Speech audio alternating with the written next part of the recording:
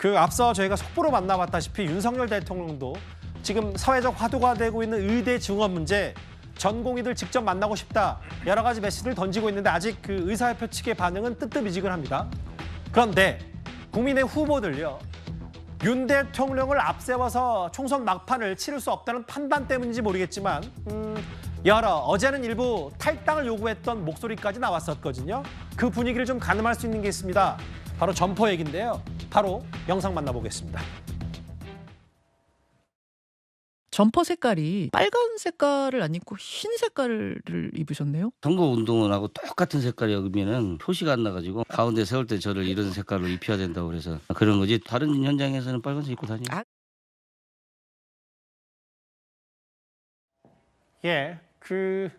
지금 저희가 준비한 화면들. 물론 254 지역에 출마하는 모든 국민의 후보들이 다 빨간 점퍼를 이겨라라는 헌법 내용은 없는데, 최병우 의원님, 분위기를 좀 알 수 있는 게 일부 후보들이 흰색 혹은 본인의 이름을 강조한 점퍼를 입는다. 이게 최근에 국민의힘의 선거 전략과도 맞닿아 있다는 분석들이 많거든요. 국민의힘의 선거 전략은 아니겠죠. 예. 그러나 자기 개인의 선거 전략일 수는 있습니다. 그러네요. 무슨 얘기냐면, 자, 국민의힘이 이제 전체적으로 그 민주당에 비해서 지지율이나 이런 것들이 여론조사상 굉장히 어렵다는 얘기들이 많다 보니까 예. 당을 앞세우거나 아니면 윤석열 대통령을 앞세워서 그 선거운동을 하는 것이 별로 그렇게 눈길을 끌지 못한다, 유권자들한테. 아마 이런 판단이 있는 것으로 보이고요. 지금 본인들의 말로는 예. 이제 국민의힘 그 선거운동원들이 쭉 지나가면 전부 다 빨간 옷을 입었기 때문에 그 후보가 이렇게 도드라지지가 않는다. 그래서 하얀색을 입었다 이렇게 얘기를 하지만 예. 그거보다는 아마 당 전체로 그 본인이 이제 묻어가면 뭔가 그 아무래도 자기한테 마이너스다 이런 생각을 하는 것으로 보이고요. 예. 그러다 보니까 본인 혼자 돌아다니거나 이럴 때는 이제 하얀 옷으로. 그러니까 국민의힘이 아니고 나 그냥 후보 개인으로 그냥 각계전투다.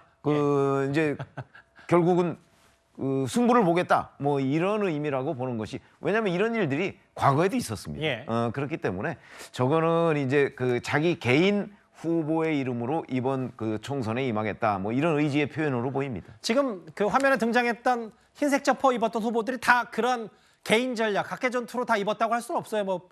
빨간 점퍼 빨았을 수도 있고요.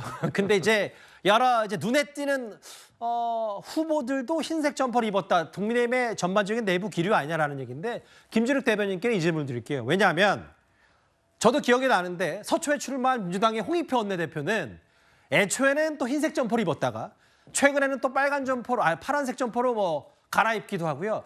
이런 것들이 지금 어쨌든 개개인의 지원, 막판, 나의 개인기로 이길 수밖에 없는 지역 일꾼론, 이렇게 호소한다고 받아들여야 되는 겁니까?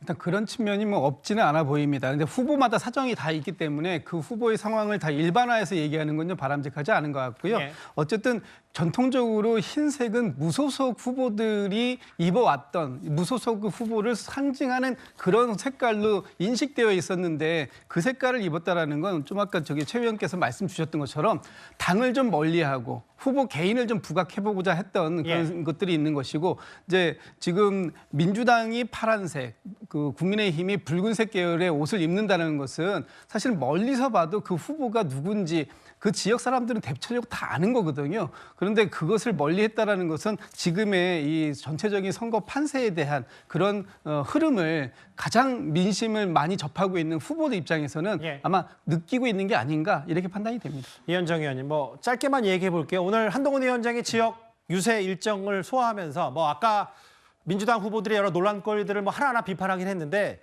뭉치면 살고 터지면 죽는다 얘기를 했고, 오늘 유영하 변호사가 저희 채널의 라디오쇼 정치 시그널에 나왔는데, 박근혜 전 대통령이 지원 유세를 할 수 있다는 뉘앙스를 풍겼거든요.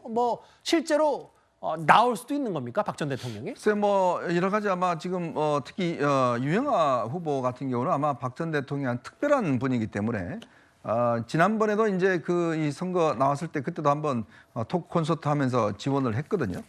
직접적으로 선거운동을 하는 것보다는 아마 같이 이렇게 동행한다든지 뭐 이런 형식을 통해서 할 텐데 사실은 뭐 대구 같은 경우는 예. 워낙 이제 이 국민의힘 지지세가 센 곳이기 때문에 그거보다는 아마 전체로 보면 지금 이제 마지막 남은 한동훈 위원장의 지금 선거 전략은 어쨌거나 보수층들을 적극적으로 투표장에 나오게 만드는 전략일 겁니다. 예. 뭉치는 전략일 텐데 아마 그런 전략 차원에서 지금 일단 뭉치면 살고 흩어지면 죽는다. 더구나 이제 아마 대구 지역, 특히 이제 TK 지역에서 예. 최근에 여러 가지 이제 보수층들이 좀 흐트러지는 측면이 있기 때문에 그걸 뭉치는 효과를 노리고 있지 않는가 그런 생각이 듭니다. 저희가 뉴스탑10 오늘 쭉 전해드리다 보니까 문 전 대통령도 직접 지원 유세를 제대로 시작했고 박근혜 전 대통령이 지원 유세 할 수 있다는 얘기까지 나오면서 여야 모두 보수 진보 할 것 없이 총력전인 것 같습니다. 여기까지 정리하겠습니다. 이번 주제는. 그럼 지금까지 들어온 여러분들의 목소리를 만나볼 차례죠. 첫 번째 댓글입니다. 제가 카메라가 가려서 잠깐 이쪽으로 이동할까요? 예, 감사합니다. 전직 대통령이 총선에서 유세하는 건 처음 보는 것 같다라고 하셨고요. 예, 아까 비슷한 논평을 주셨어요. 소상공인 1억 대출도 하늘의 별 따기인데 대학생이 11억이냐 방법 좀 가르쳐달라. 양문석 후보 비판하신 것 같고요. 2035 유권자가 많은 화성에서 공룡훈 후보의 저 발언, 요즘 젊은이들 연끌 많이 한다는데 이게 본보기가 되겠냐라고 하셨고요. 저런 아빠 없는 우리 아들 불쌍해서 어쩌냐라고 하셨어요. 마지막 보겠습니다. 모든 게 정당하다니 많은 이들이 무능한 부모로 만드는 말이다. 군대 있는 아들 30억 건물 주고 뭐 딸 증여세 내주고 이런 게 얼마나 일반적이냐라는 비평하신 것 같은데요. 댓글 5개 모두 감사드립니다.